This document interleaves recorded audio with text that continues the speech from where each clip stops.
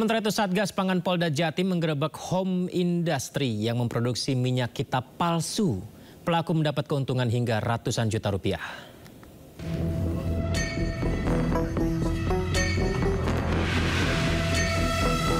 Polda Jawa Timur menggerebek sebuah rumah yang dijadikan tempat produksi minyak goreng minyak kita palsu di Surabaya, Jawa Timur. Pelaku mengemas minyak curah dengan kemasan minyak kita.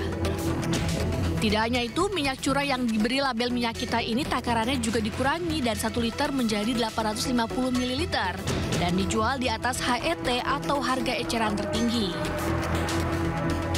Dari pemalsuan tersebut, pelaku usaha mengantongi keuntungan sekitar 720 juta rupiah selama beroperasi 1 tahun.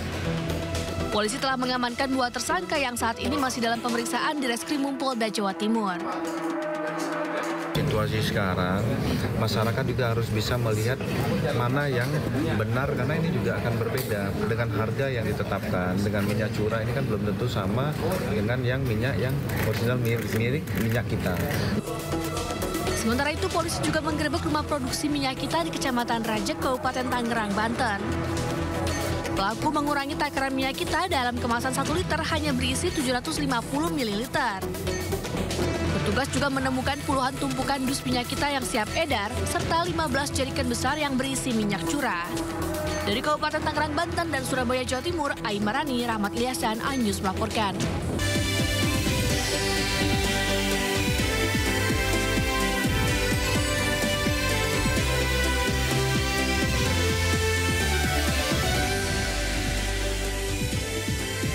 Pemirsa, baru 2 bulan berjalan, Kementerian Keuangan melaporkan anggaran pendapatan dan belanja negara 2025 mengalami defisit sampai 30 triliun rupiah lebih.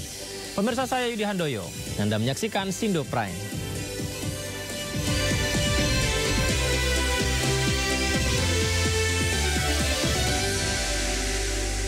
Mantan Komisaris Utama Pertamina Basuki Cahayapurnama alias Ahok selesai diperiksa Kejaksaan Agung, pemirsa. Ahok diperiksa terkait mega korupsi anak perusahaan Pertamina. Ya, Basuki Cahayapurnama atau Ahok seperti yang kita lihat saat ini menjalani pemeriksaan selama 8 jam oleh penyidik Kejagung dalam kapasitasnya sebagai saksi dalam kasus dugaan korupsi tata kelola minyak mentah dan produk kilang minyak pada PT Pertamina Subholding dan kontraktor kontrak kerjasama tahun 2018 hingga 2023. Dan selama pemeriksaan, Ahok bekerja sama dengan memberikan agenda rapat yang pernah digelar. Ahok pun mempersilahkan penyidik untuk mengecek langsung isi rapat tersebut sesuai dengan catatannya. Ahok menyebut dirinya senang dapat membantu Kejagung dalam mengungkap mega korupsi yang merugikan negara 193,7 triliun rupiah. Enggak, bukan alat. Saya jadi saksi dan orang. Itu kan diulang.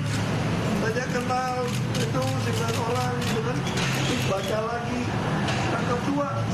Kamu kalau sebelum itu ada 18. Masing-masing 7 halaman. Ya itu aja sih ya. Pak, kalau terkait dengan broker itu gimana, Pak?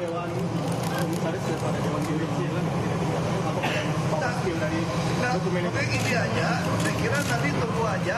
Yang Kejaksaan Agung akan minta semua data dari Pertamina. Kan saya sudah tidak di Pertamina, saya nggak bisa kasih data. Saya hanya bisa ingatkan rapat ini tanggal berapa, saya punya agenda catatan. Sebelumnya Kejaksaan Agung menegaskan akan memanggil seluruh pihak yang diduga terlibat dalam korupsi tata kelola minyak mentah dan produk kilang Pertamina periode 2018-2023. Kejagung mengaku perlu periksa pihak terkait untuk pengembangan kasus dan penyidikan, termasuk memeriksa Ahok.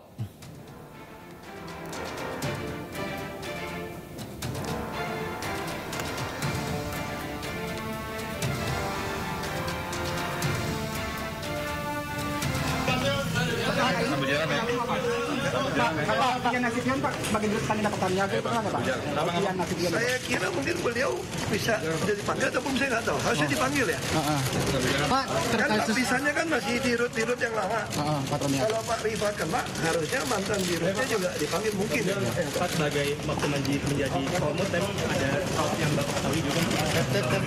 Pernah kecium nggak? Berapa kita udah lapor? Ada yang kecium, ada yang nggak kecium. Dan itu Juga, kita dugaan. Dan itu dilakukan. Karena kan ada audit BPK, ada audit yang lainnya. Dan itu Bapak laporkan. Ya Pak. Aduh, baik nanti kamu penyidik deh.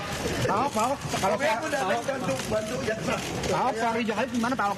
Tapi aktor besar ini siapa Pak yang bakal Bapak spill itu? Kamu tanya sama penyidik. Fahri Jakhalid gimana Pak? Selama Pak apa? Sosok Siri Jakhalid sama Pak di Komnas. Pak, surat yang Bapak pernah temukan itu sama yang ditangani sama Kejaksaan Agung. Tapi polanya sama. Ya, mantan Komisaris Utama PT Pertamina Basuki Cahayapurnama atau yang kita kenal dengan nama Ahok diperiksa penyidik Kejaksaan Agung terkait kasus korupsi Pertamina. Kita akan cari tahu mengenai situasi terkini di sana. Sudah ada rekan Esra Ambarita. Halo, selamat malam Esra. Ahok baru saja selesai diperiksa oleh Kejagung, Esra. Lantas apa saja yang disampaikan oleh Ahok dan juga pihak Kejagung? Ya, selamat malam Yudi dan juga pemirsa. Beberapa menit lalu baru saja Basuki Cahayapurnama atau kerap disapa Ahok meninggalkan gedung Kejagung yang tadi agendanya adalah pemeriksaan terkait dugaan kasus korupsi tata kelola minyak dan produksi kilang di PT Pertamina. Poin-poin menarik yang cukup kami dapatkan tadi dari pernyataan Ahok kepada awak media adalah bahwa ia terkaget-kaget ketika banyak sekali pertanyaan yang dilontarkan ataupun yang diberikan dari penyidik dalam hal ini terkait kasus korupsi ini. Dan kalau kami detailkan bahwa ia juga sampai harus terkaget-kaget mendengarkan pertanyaan, ada belasan pertanyaan yang ia dapatkan karena terbilang cukup lama sekali dari Ahok ini diperiksa, yakni kurang lebih ada, kalau kami estimasikan waktu dari pukul 8.45 pagi hingga pukul 6:30 malam, ada sekitar 8 jam kurang lebih dalam pemeriksaannya. Nah, sempat juga kami tanyakan mengapa terbilang lama.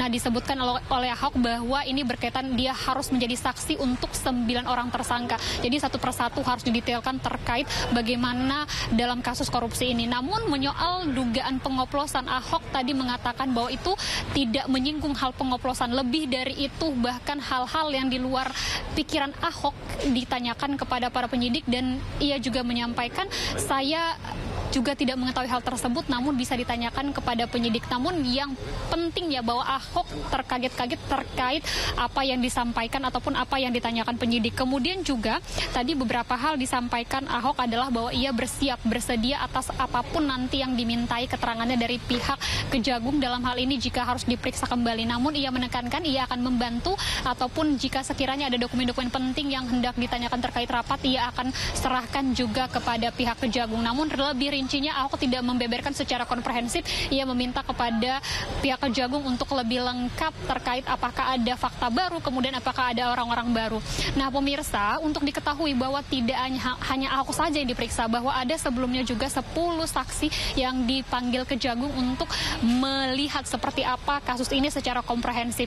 Nah, tidak menutup kemungkinan juga akan ada pihak-pihak lain yang juga akan dipanggil untuk merunutkan seperti apa kasus ini. Dan untuk diketahui bahwa kasus ini merugikan negara setidaknya mencapai 193,7 triliun dan salah satu tersangka yang ditetapkan adalah dari Direktur Utama Patraniaga yakni Rifa Siaan, yang tentunya tidak menutup kemungkinan pula bahwa ada pihak-pihak tersangka lain karena ini mencakup hal yang cukup besar sekali. Demikian, kembali ke Anda Yudi. Esra, kami ingin tahu apakah ada informasi tentang kemungkinan penambahan tersangka barukah dari kasus dugaan korupsi Pertamina ini, Esra? Iya, Yudi dan juga pemirsa, tadi sempat juga saya tanyakan kepada pihak Kejagung Harli Siregar, menyatakan bahwa setiap hari pihaknya akan terus melakukan pemanggilan demi pemanggilan untuk merampungkan kasus ini. Namun tadi juga kami tanyakan kepada Basuki Cahayapurnama, Pak, apakah ada kemungkinan besar aktor tertentu atau pihak-pihak tertentu juga yang ada di balik dugaan korupsi di tata kelola minyak PT Pertamina ini?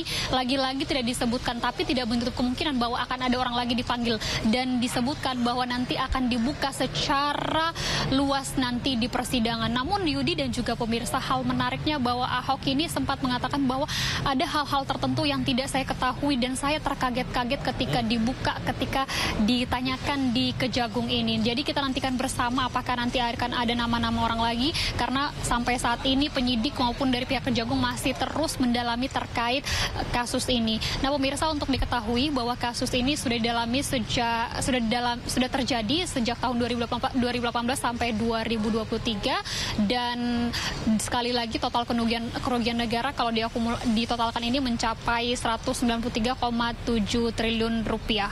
Demikian, kembali ke Anda, Yudi.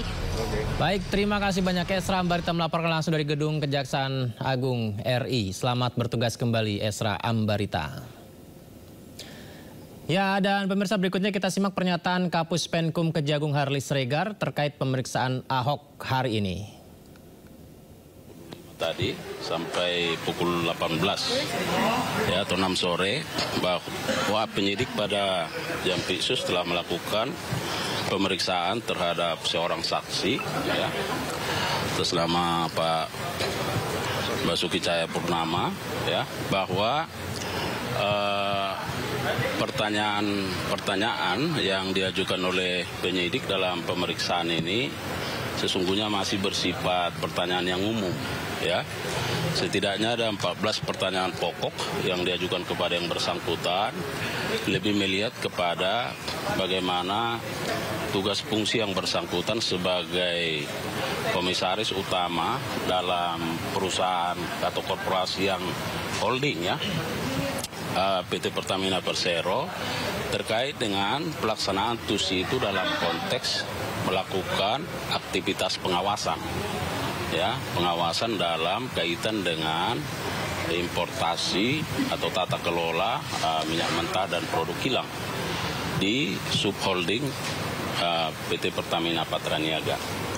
Nah, yang kedua kami ingin sampaikan bahwa yang bersangkutan juga sesungguhnya pada kesempatan ini belum membawa dokumen-dokumen ya, lebih kepada data yang bersifat soft copy di soft copy. Nah, dan menurut yang bersangkutan bahwa kita masih harus melakukan katakanlah pengambilan data di Pertamina di Persero ya, untuk selanjutnya nanti akan dipelajari lebih dalam oleh penyidik.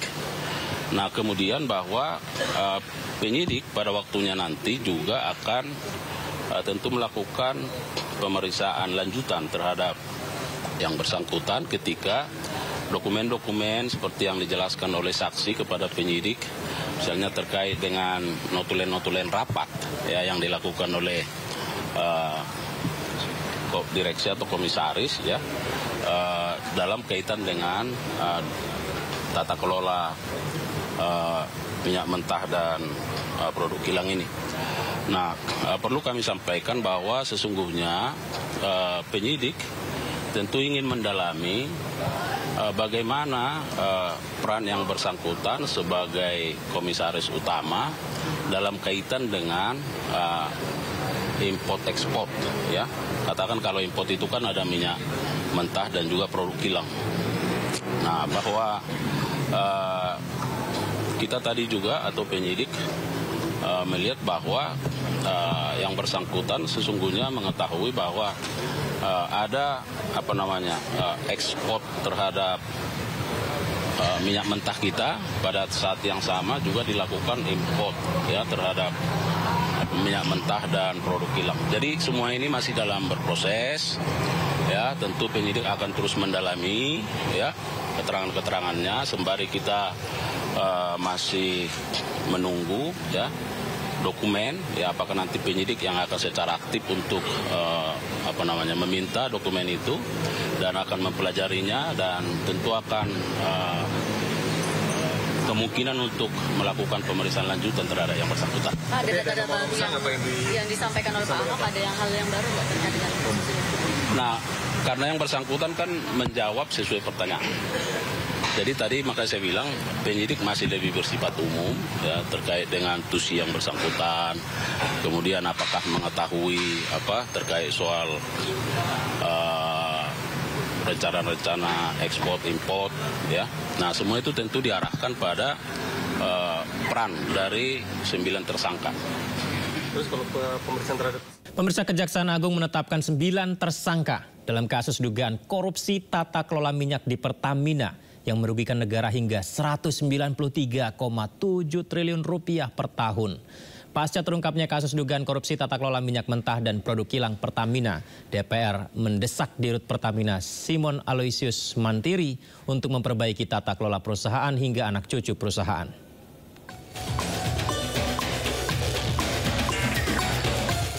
Kasus korupsi yang menyeret keterlibatan sejumlah petinggi anak usaha Pertamina membuka bobroknya tata kelola para pelaksana kebijakan migas di Indonesia.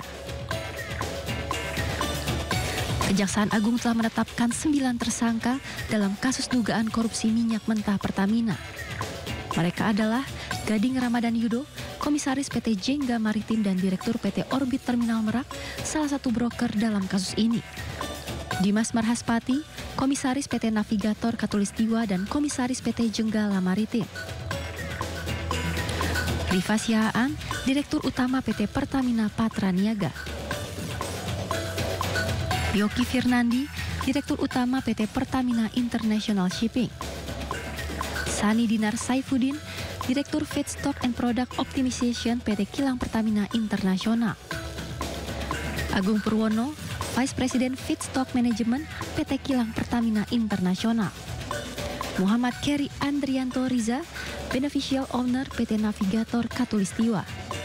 Serta 2 tersangka lainnya yang merupakan Direktur Pemasaran Pusat dan Niaga PT Pertamina Patraniaga Maya Kusmaya dan VP Trading Operation PT Pertamina Patraniaga Edward Corne. Dugaan kecurangan dalam impor minyak mentah periode 2018 hingga 2023 ditemukan oleh Kejaksaan Agung pada periode 2018 hingga 2023. Peraturan Menteri SDM nomor 42 tahun 2018 menyebut bahwa pemenuhan minyak mentah dalam negeri wajib utamakan pasokan dari dalam negeri. Namun ketiga petinggi Pertamina mendorong impor minyak guna memuluskan dibukanya keran impor minyak. Ketiga petinggi Pertamina diduga menggelar rapat untuk turun ke produksi kilang minyak. Ketiga tersangka sengaja menolak minyak hasil produksi dalam negeri oleh kontraktor kontrak kerjasama. Akibatnya minyak hasil produksi dalam negeri tak terserap dan harus diekspor. Keran impor pun dibuka, namun para tersangka bersekongkol mengatur pemenang tender. Impor minyak mentah dan impor produk kilang pun dipatok dengan harga tinggi. Negara pun rugi 35 triliun rupiah. Tak berhenti di harga tender impor, markup kontrak juga terjadi saat pengiriman minyak mentah dan produk kilang ke Indonesia. Mereka menunjuk agen atau broker yang bersedia memarkup harga beli minyak hingga 13-15% dari harga pasar. Mereka juga membayar seharga RON 92, namun minyak yang diterima RON 90 atau lebih rendah. Akibatnya negara merugi sebesar 11,7 triliun rupiah. Mereka juga membuat acuan pemberian kompensasi dan subsidi BBM melalui APBN menjadi tinggi. Akibatnya pengeluaran negara untuk kompensasi dan subsidi APBN pun meningkat.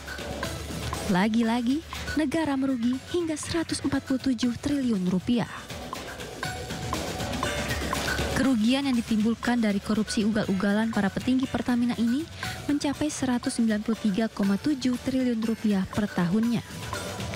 Bila korupsi dilakukan selama periode 2018 hingga 2023, maka kerugian negara mencapai 968,5 triliun rupiah. Pasca terungkapnya kasus dugaan korupsi tata kelola minyak mentah, anggota Komisi 6 DPR RI Asep Wahyu Wijaya mendesak Dirut Pertamina Simon Aloysius Mantiri untuk memperbaiki tata kelola perusahaan pengelolaan minyak negara hingga anak cucu perusahaan. Langkah tersebut dilakukan untuk memulihkan citra Pertamina sebagai perusahaan plat merah. Politisi Partai Nasdem ini mempertanyakan fungsi pengawasan dan kontrol di internal Pertamina yang tidak berjalan, serta meminta Dirut Pertamina benar-benar memendahi tata kelola Pertamina dan tak segan mengganti jajarannya yang bermain dengan tugasnya. Jadi buat saya bersih-bersih ganti pemain harus Pak, perlu Pak, oleh orang Bapak mungkin yang baik, basisnya meritokrasi. Dia mampu, dia baik, dia proper, dia menguntungkan rakyat, tidak nyolong ke rakyat lagi, tidak nipu rakyat lagi, tidak nyolong rakyat lagi, tidak ambil subsidi ke negara, pura-pura jual begitu gitu Pak. Ya begitu, memang harus ganti pemain Pak. Asep menilai Pertamina perlu mengembalikan citra dan kepercayaan publik, terlebih setelah peluncuran Badan Pengelola Investasi Danantara, di mana Pertamina ada di dalamnya.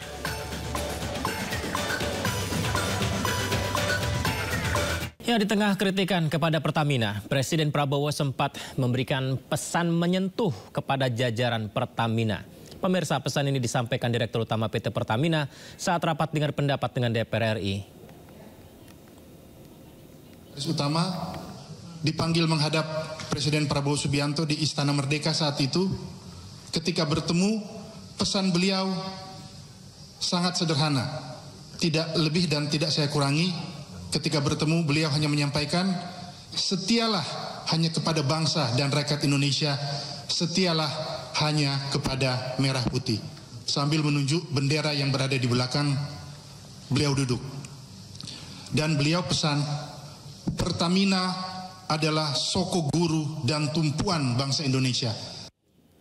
Kita beralih ke informasi lain, pemirsa. Menteri Perdagangan Budi Santoso melakukan sidak ke salah satu pabrik minyak kita di Karawang, Jawa Barat. Hasilnya, Mendak menemukan botol-botol kemasan minyak kita dengan kapasitas yang ternyata tidak sesuai dengan takaran. Setelah dimasukkan dalam alat ini, isinya hanya 800 ml ya, yang seharusnya 1000 ml atau 1 liter.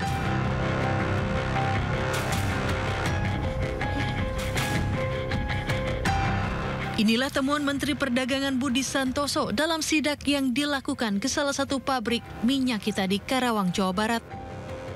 Isi dari minyak kita yang seharusnya 1 liter hanya berada di angka 800 ml, artinya kurang 200 ml setiap botolnya.